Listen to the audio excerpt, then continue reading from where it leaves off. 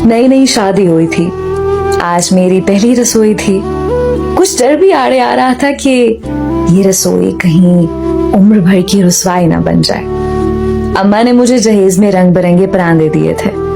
सास जी ने देखे तो बहुत खुश हुई। हुक्म जारी किया कि आइंदा परांदा ही बांधना, तुम्हारे बाल बहुत लंबे हैं, ये सीधा हांडी में गिरेंगे। अब मालूम नहीं ये तारीफ थी या फिर तंज, मगर मशवरा मुझे खासा माकूल लगा। मैं शदीद देहातन होने के बावजूद परांदा बांधना नहीं जानती थी। गांव में तो अम्मा एक पाव सरसों का तेल सर में डाल के कस के चोटी बांध देती थी।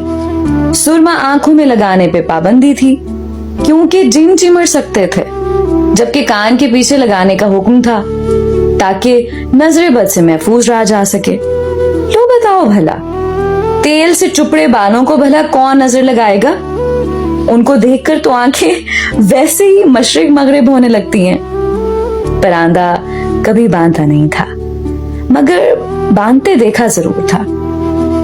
सो अपनी सी कोशिश की, एक बल देती तो दूसरा खुल जाता, दूसरा देती तो तीसरा बल हाथ ही ना आता था।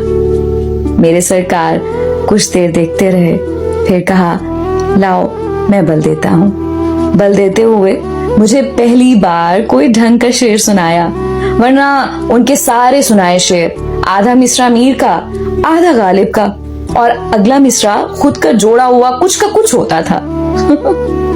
वक्त मिला तो तेरी जुल्फें सुलझाऊंगा मैं, अभी तो खुद उलझा हूं वक्त के सुलझाने में।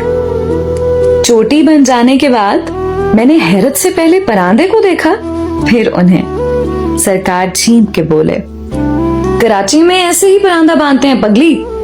मैंने कुछ ना समझते हुए खुशी खुशी बावर्ची खाने का रुख किया।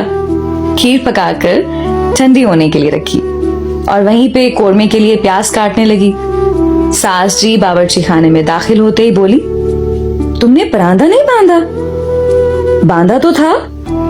मैंने हाथ चोटी की तरफ किए तो खुले बाल हाथ में आ गए। पलट के देखा तो परांदा खीर वाली पतीली में पड़ा था। उस दिन के बाद एक सबक सीखने को मिला कि लड़कियों अपने शौहरों पे कभी सजने संवरने के मामले में एतबार ना करना, वरना जिस तरह उस दिन मैं शर्मिंदा हुई, आप भी वैसे शर्मिंदा होंगी।